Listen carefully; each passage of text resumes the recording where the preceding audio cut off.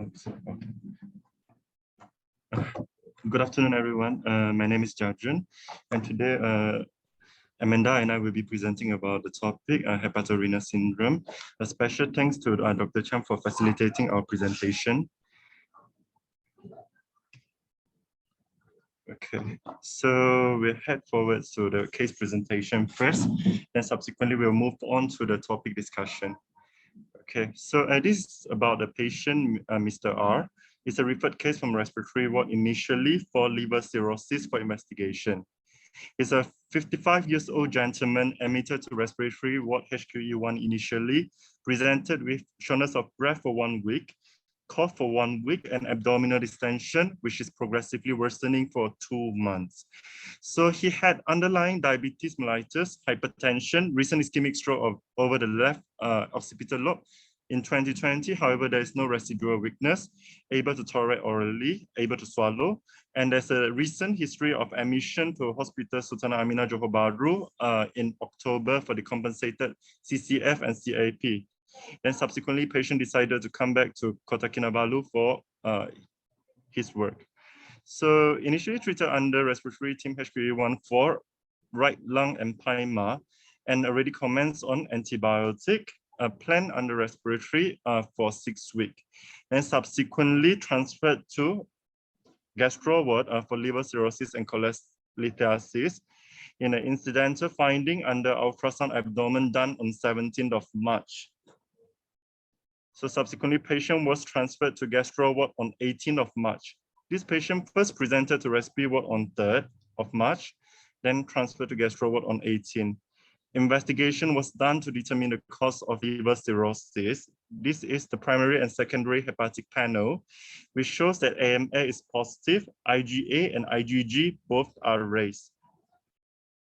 Tumor markers was relatively normal. Ultrasound abdomen was done 2 times, show that there's a liver cirrhosis, no dilated intrahepatic or common bile duct. CT abdomen also done, show that there's no nodularity in the peritoneum or peritoneal nodule to suggest if patient is having TB abdomen or any kind of malignancy. OGDS is done for OV surveillance and has shown that there's a portal hypertensive gastropathy, the French's grading system, and mouse severity. There's no esophageal varices. Colonoscopy is done. There's no suspicious lesion to suggest TB or malignancy. Our working diagnosis initially is decompensated liver cirrhosis, Child-Pugh-C, secondary to multifactorial cause complicated with portal hypertensive gastropathy. And as of the underlying cause, our working diagnosis autoimmune cause, which is evidenced by the raised IgA and IgG, primary biliary cirrhosis, positive AMA, and cardiac cirrhosis. Echo was done on 22nd of March, showed an ejection fraction of 30 to 35% with global hypokinesia. Throughout the admission, patient has been remained Child-Pugh-C, which is score 11 on the 3rd of March on admission, and 12th of April, also Child-Pugh-C. Okay, so actually we noted since the admission in respiratory ward, patient had deranged renal profile, which can be seen on 3rd of March that the urea is 37, creatinine is 308. So initially treated as AKI secondary to the lung infection, given IV drip with withheld elastics, and given antibiotic for the treatment of the right lung empyema. So AKI seems to be improved on 12th of March, progressively improved from creatinine of 308 to 120. AKI improved with the above measure, and patient was started on IV elastics 40 mg/BD, spironolactone, double diuretics in order to treat the ascites. So it can be seen over here, the only baseline that we had in 2019 shows the urea and creatinine is actually within the normal range. So with treatment of the infection, given fluid, patient creatinine and urea is actually improving. However, haven't gone back to the baseline.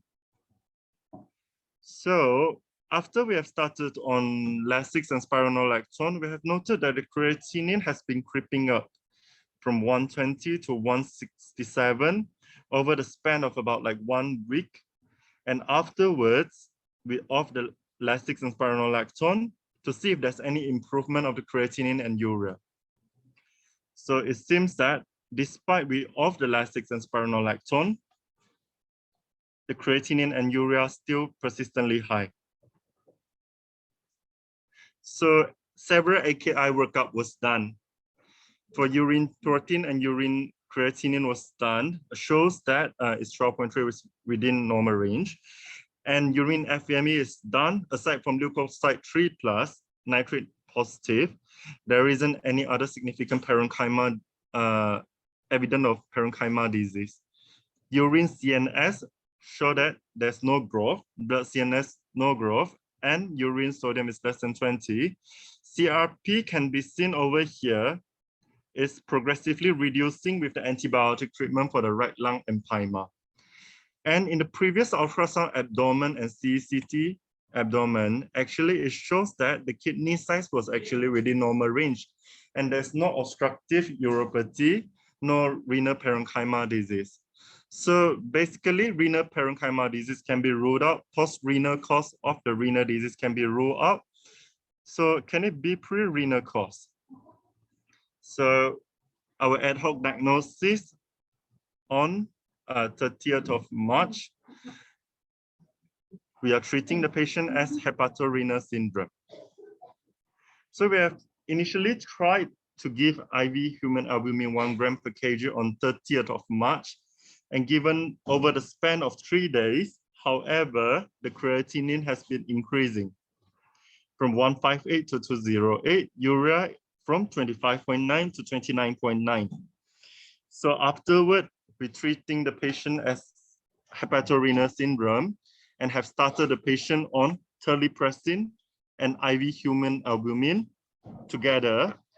Then we can see that patient's creatinine dropped from 208 to almost near to baseline, 74.5, 93 lah. So urea also reducing in trend. So is it hepatorenal syndrome? So this is basically the criteria which will be presented by Amanda. Is there an increase in serum creatinine of more than 26.5 micromole in 48 hours, or increase of more than 50% of the creatinine in 3 months? Actually, it's kind of undetermined because the only baseline that we had is in 2019. However, we can see that the baseline is about like 72, and we are able to bring the patient creatinine to 90 from 300. Okay, is there no response after volume expansion with albumin? Yes. Is there cirrhosis of ascites? Yes. Is there absence of shock? Yes. So is there no current or recent use of nephrotoxic drug? This diuretic has been stopped for about like 1 to 2 weeks prior to our diagnosis of hepatorenal syndrome, which is yes. And there's absence of parenchyma kidney disease, and there's no other cause of AKI for this patient. So let's get familiarized with hepatorenal syndrome. I'll pass the baton to Amanda. So thank you, Jajun. So good afternoon, Dr. Chia, my fellow specialists and friends. We will now proceed to hepatorenal syndrome, the theory part. So as we know, the pathophysio of HRS, all right, it has always been shown that patients with liver cirrhosis will have eventually portal hypertension.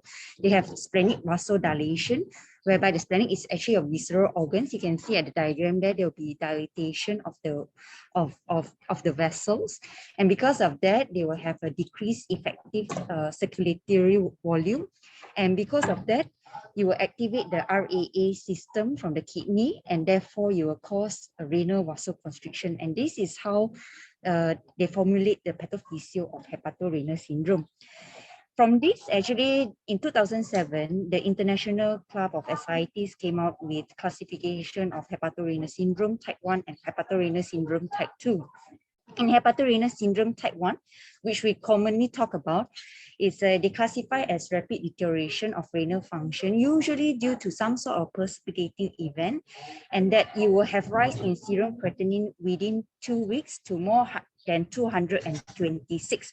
So in this, you can see that there is a very wide range. That means in within 2 weeks, after that only you can diagnose a hepatorenal syndrome and your creatinine must be 226.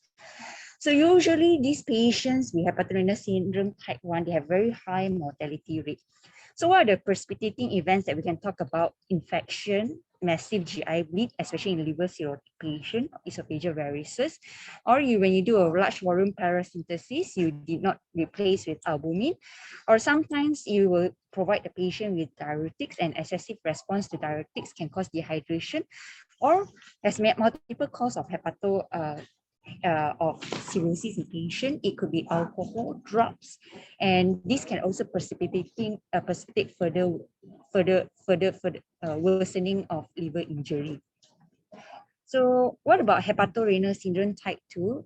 They classify it as a moderate and stable renal dysfunction, usually appears spontaneously but can follow a precipitating event. And usually patient will have refractory ascites. Even though you give diuretics, it may not resolve. And they can have, on top of HRS type 2, they can have type 1 HRS on top of it. So based on this pathophysio and classification, they find that actually after a long research and study, they realize that, now we could talk about pathophysio, they realize that this is not just a functional entity whereby you have portal hypertension, splenic vein dilatation, subsequently reduced effective circulatory volume causing activation of RAA system. But in fact, other than that, they have systemic inflammation causing they have a lot of systemic inflammation, they have oxidative stress, and they have bile salts related tubular damage on top of the pathophysio we mentioned above. And that is why sometimes later when we talk about the treatment, that they don't entirely function on the treatment of telepressin, because they have other things, etiology, aside from just mentioned just now.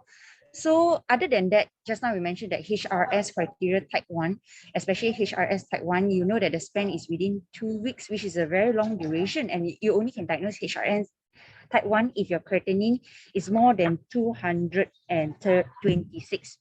So because of that, in 2015, the ICA consensus, they changed it into HRS AKI or HRS non-AKI. So your type 1 HRS will be HRS AKI, and your type 2 HRS will be HRS non-AKI. So this AKI and non-AKI will follow the KDIGO guidelines, same as your acute kidney injury and your CKD.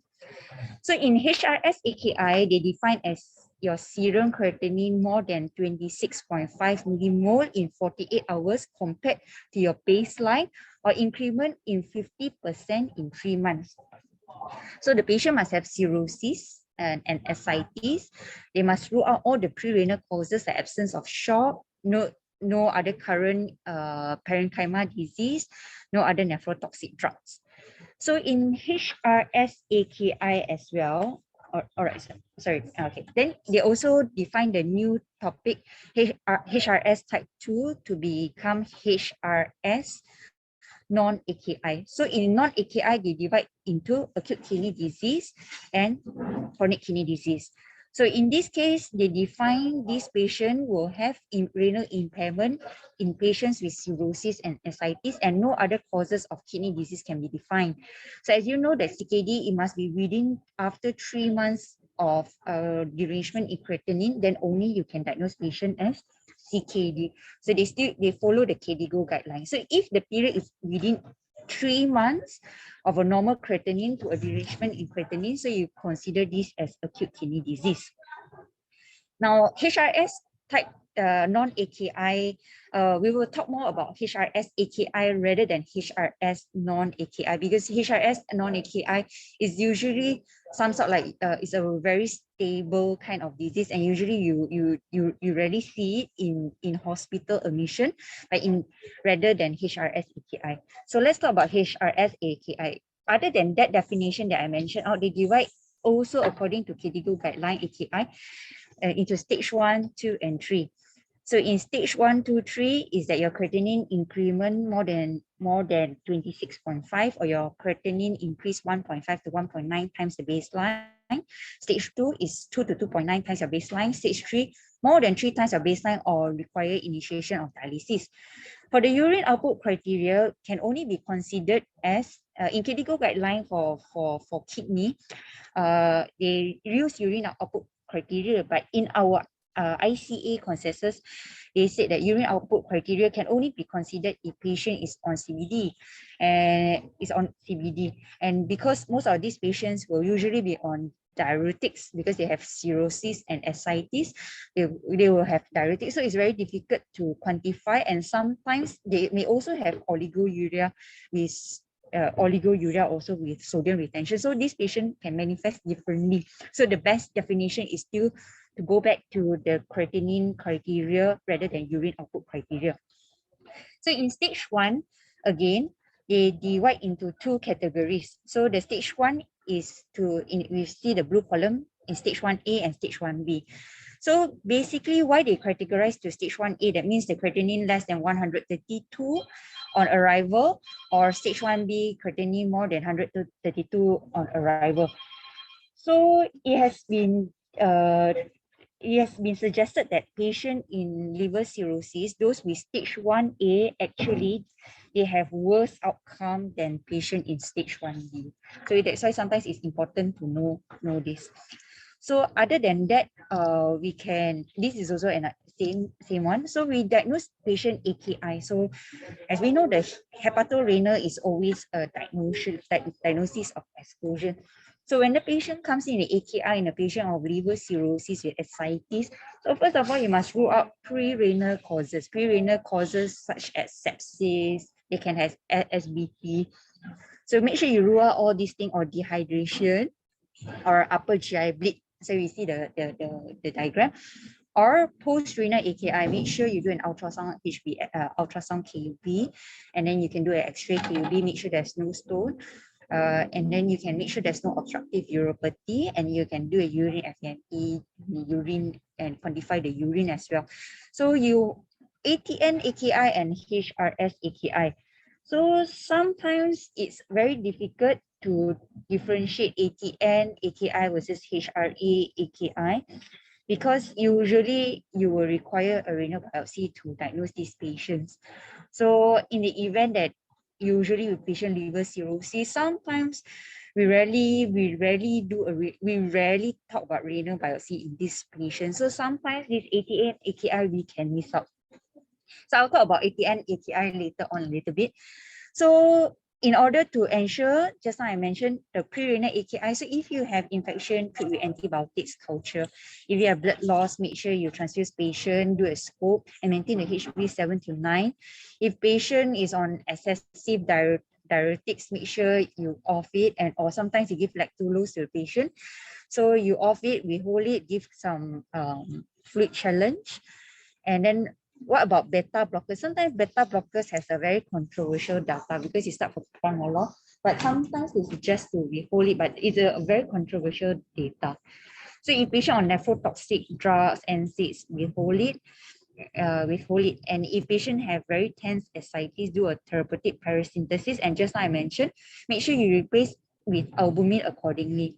So how we do it is that one vial we usually use is 25%. Each vial of human albumin consists of 12.5 grams. So now I tap the patient.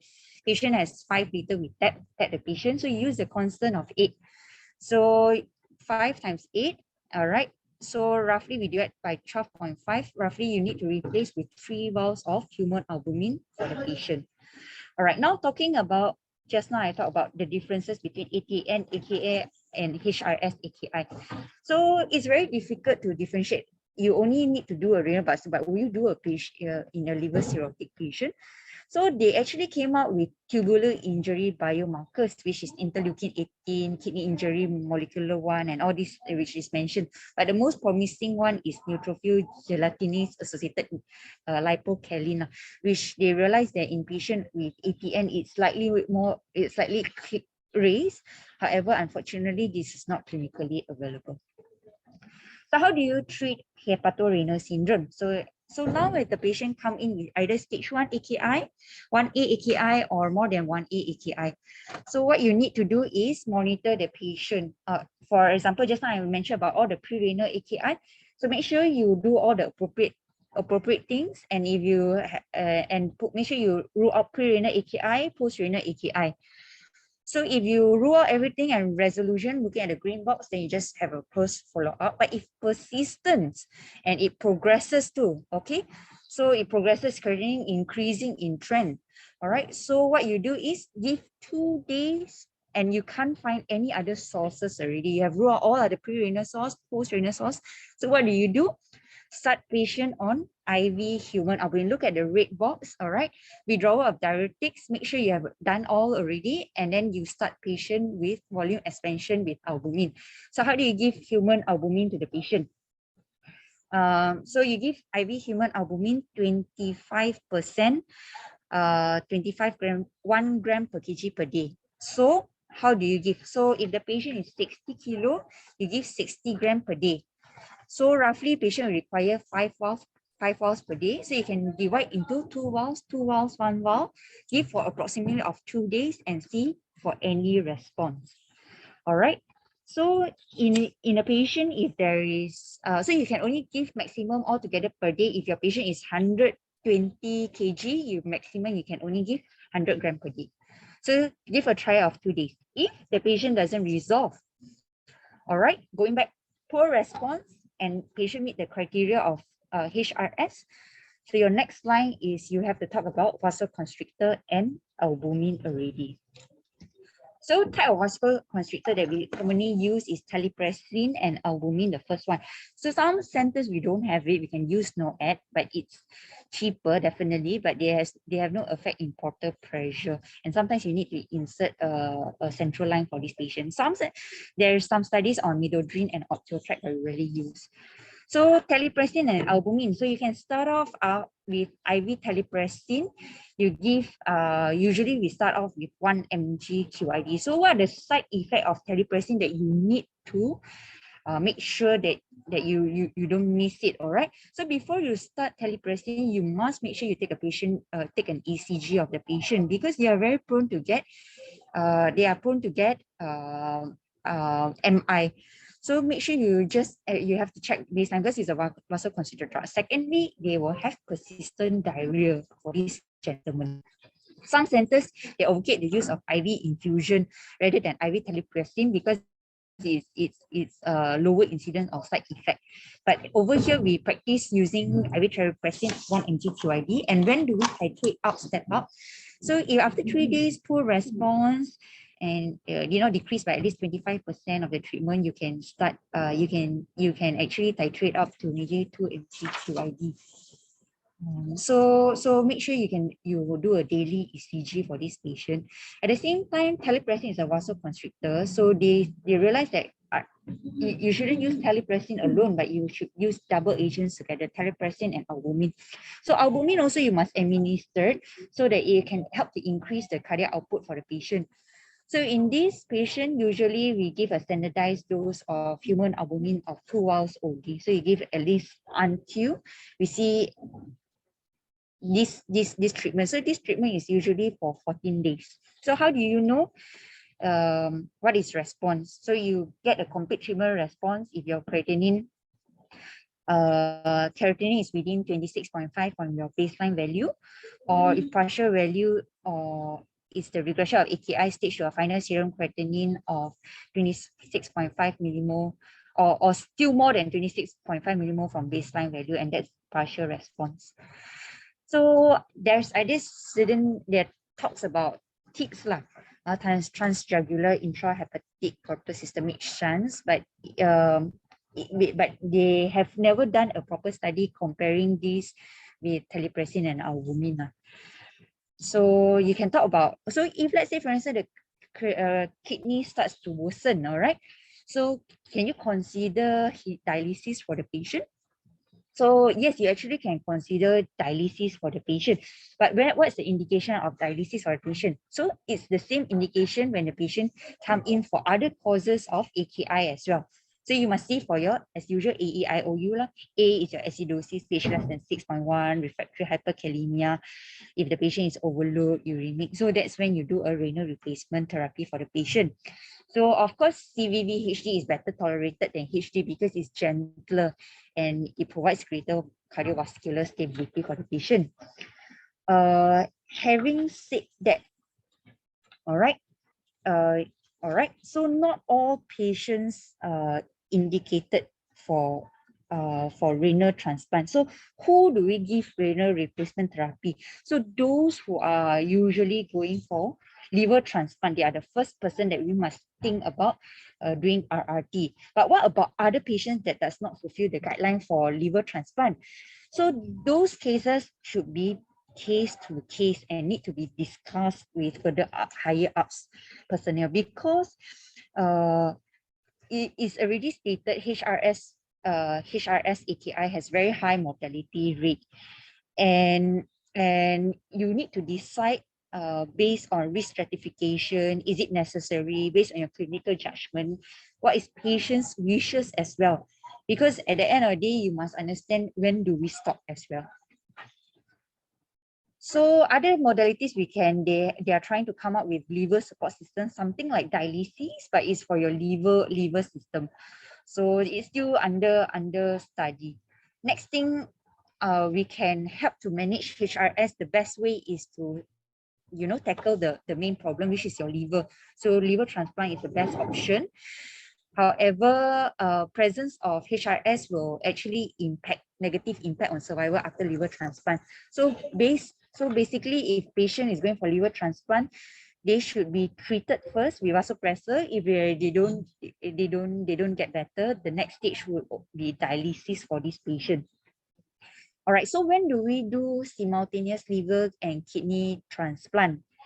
So basically, if the patient has already diagnosed to be CKD, that means more than 12 weeks, and this group shows no renal recovery despite on dialysis, we can do both simultaneously liver and kidney transplant.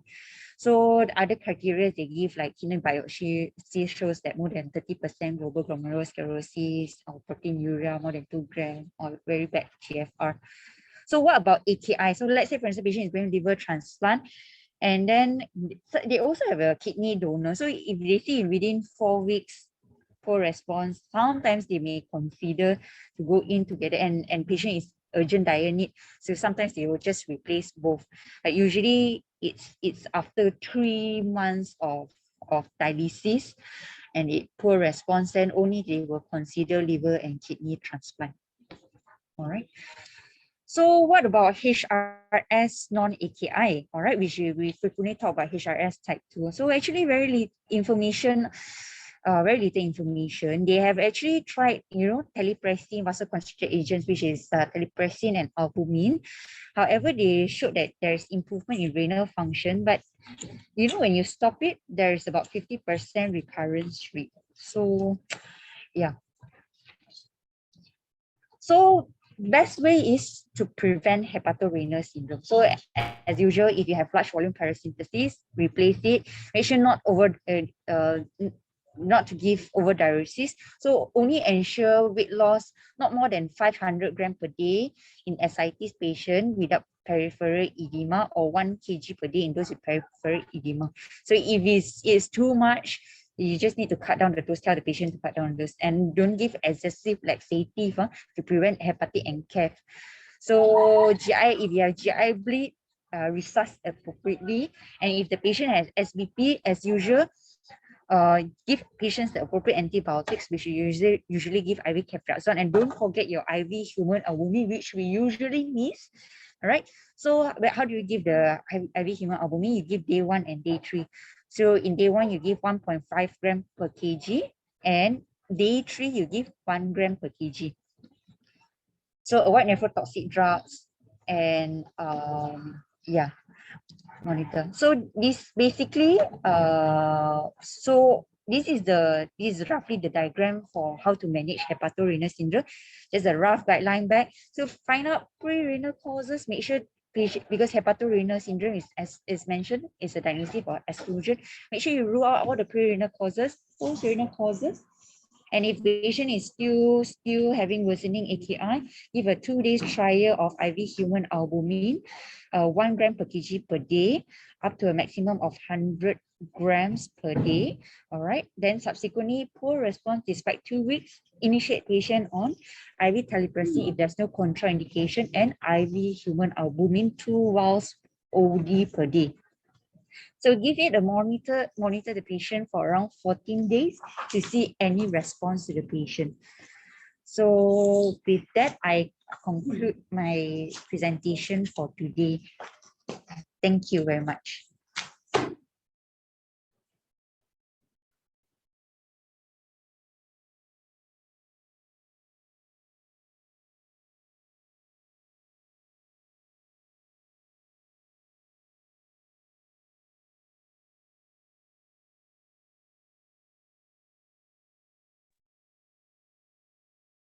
Okay, thank you very much, Dr. Amanda and Dr. Jajun for the presentation. We invite questions from the floor. Any questions to ask our presenters and also Dr. Chiam, who is here with us today. You may choose to type your questions in the chat box, or you can unmute yourself and ask the questions.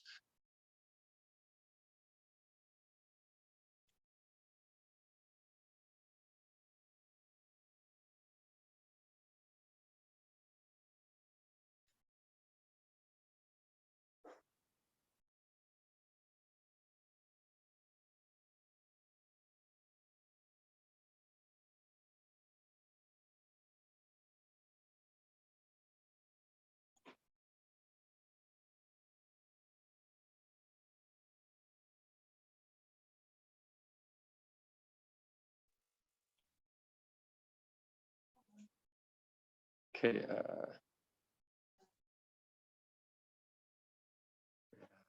let's see, I will unmute.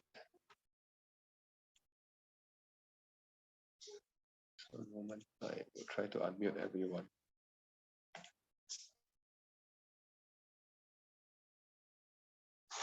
Okay, I think you all can unmute yourselves. Jajun, you can unmute yourself. So I think Dr. Chiam has answered the question already in the chat box. So basically the question was asked by Dr. Josiah is that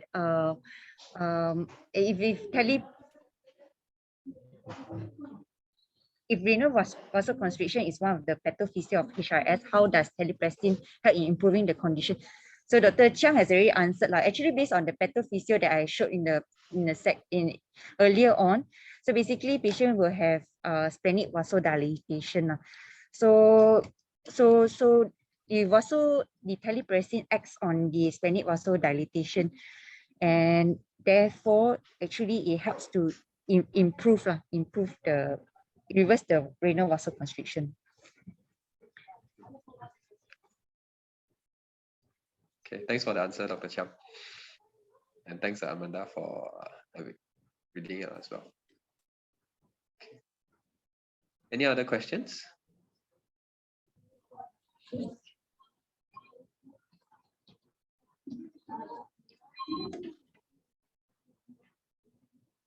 Dr. Chiam, do you have any additional points that you'd like to highlight?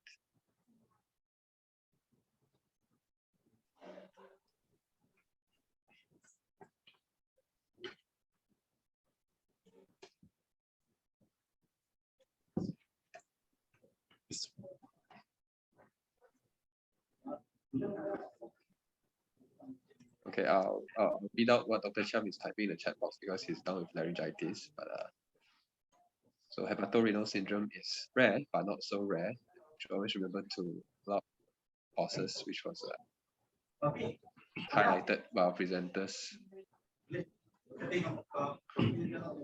So NSAIDs and drug-induced AKI are common causes of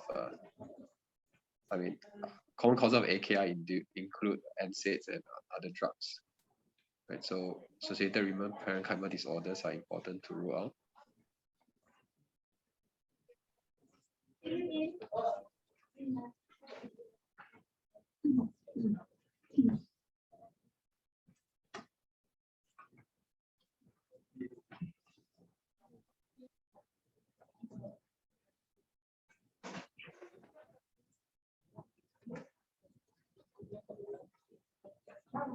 Okay, so diuretics, Lasix especially needs to be withdrawn for a length of time before identifying other causes.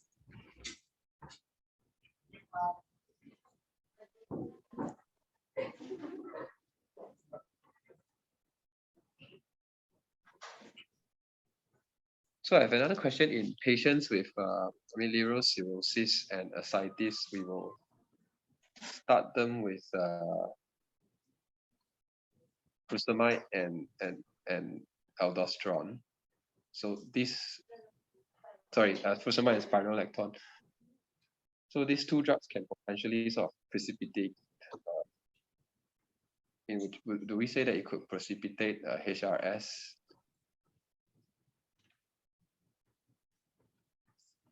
And at which point, let's say the RP is going up, then we have to stop that. Yeah. That's the thing to do. Yeah. Actually, they can cause a pre-renal, which is dehydration. So that's why we need to withhold, So we have to rule out rule out the cause of dehydration first, but it's not the cause of precipitation of HRS, because HRS is a diagnosis of exclusion. Okay, so meaning that we diurese the patient, but that causes the intravascular depletion and causing dehydration, causing the AKI, rather than the direct cause of HRS causing the AKI. Yes.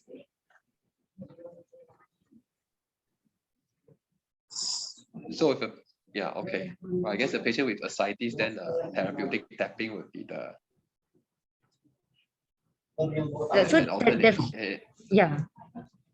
therapeutic drainage is very helpful, but must always replace with the appropriate amount of IV human albumin. So if you tap 5 liter and above, you must always replace accordingly with the just now I gave the so 5 times 8 is a constant. If you tap 5 liter, you must replace 5 times 8, you divide by 12.5 because one vial is 12.5, and you will see how many vials you require for the patient. If we tap 4.8 liters, would you still give? I think it's fine. You can always replace it, because at the end of the day, you don't want to avoid, you want to avoid causing the patient to have dehydration, or and then subsequently precipitate the patient to have AKI for the patient. Okay. So I think no harm done. So if how about 3 liters? Let's say day one I tap 3 liters, and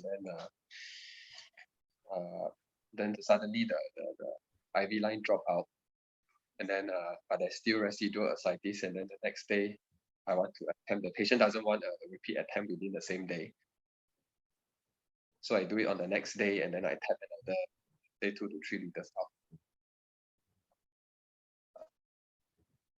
So I think this question we can. Sorry, I'm just being.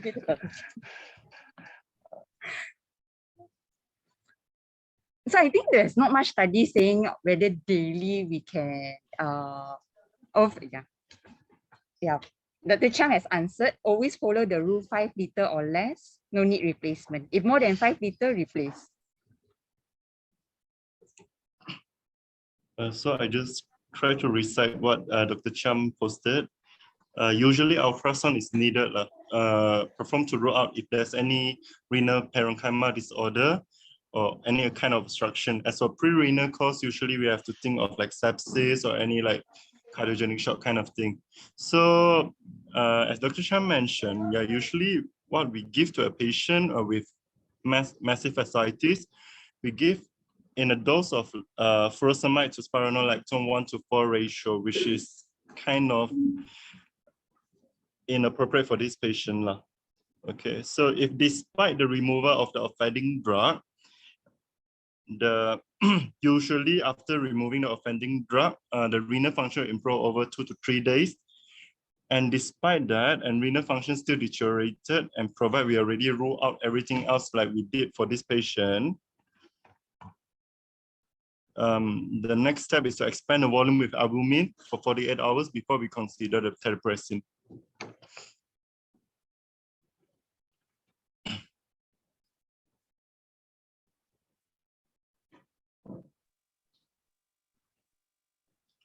And as for the rule of tapping, usually if like less than 5 liter, replacement is not needed. But if it's more than 5 liter, usually we replace with IV human albumin, 8 grams per liter of fluid that we remove. So usually after removal of 5 liter terus, we can replace with 40 grams of IV human albumin. If less than 5 liter, the risk of developing complications of hepatorenal syndrome is not significant. There's not been any update to this recently.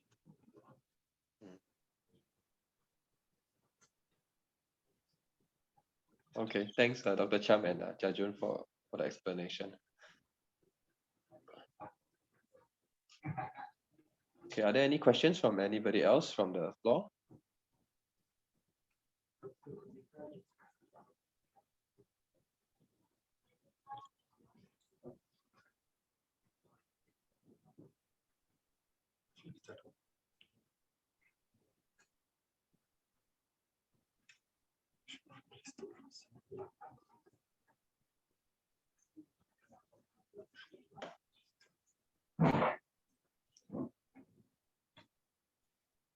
Yep, HRS is kind of complex. But I hope today's session gave us an insight on thinking about possible causes. Okay, so the moment you consider it as a diagnosis, call the liver unit, hospital Selayang.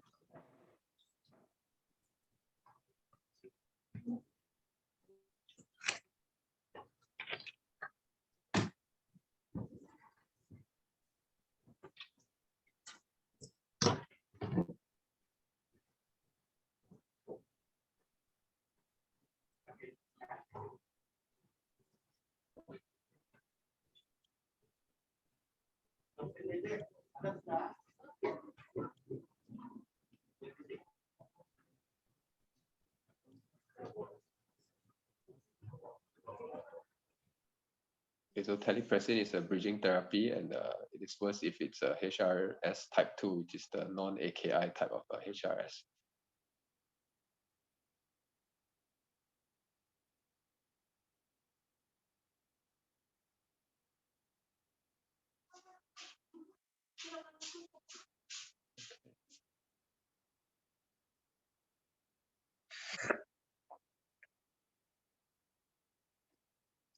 Okay, are there any additional comments from our presenters? Anything you all want to add on?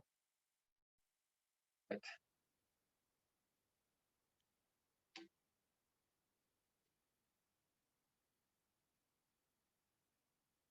Okay, I think our audience has no further questions at this point of time. So I'll just make some quick announcements. You're looking at resuming physical CME sometime in the future. We will keep you all updated. And also every month we will have a medical radio conference. We just had our first session today. So the next one will be in July, right? It will be the second Wednesday of the month. If any wards have any cases to put up for discussion, you can let me know. We'll have to limit it to about 5 cases max because medical cases are kind of complicated and it will take up a lot of time. So choose your cases that are diagnostic actually, and then you can submit it to me with a detailed clinical summary, the images relevant to discussion. If those images are done in QE1, then you don't have to download it, but if they are done elsewhere, you have to obtain images. Right, so the second announcement. Yeah, there was a third one, but I can't remember. Okay. Just some upcoming events. We have Sabah Respiratory Update on 7-8 of July. So those of you who are interested to sign up, you can do so. If you are a member of the Medical Society, you can take your claim of 100 ringgit grant for this conference as well. And also our Sabah Medical Update is planning in progress, probably will be in mid-August, 13 to 14 August. So stay tuned. We will let you all know once the details are finalized. Okay. The attendance will be posted to your groups after this. So tomorrow we won't have any CME because we moved it forward to later. Yeah, the next one that I remembered, that is so starting the next half of the year, we will have more regular department level mortality meetings. So once a month, one of pick among the wards, GEMET 1, 2, 3, and AIM. So the GEMET wards, will be physicians, please take note if you're in charge of those wards.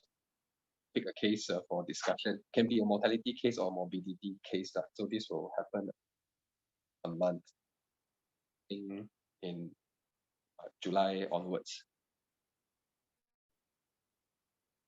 Okay, I think that's all for me. Anyone else has any other announcements? Okay, if not, we will close the session here today. So thank you everyone for joining. Thank you, Dr. Chiam, Jajun, and also Dr. Amanda. Hope you have a nice day.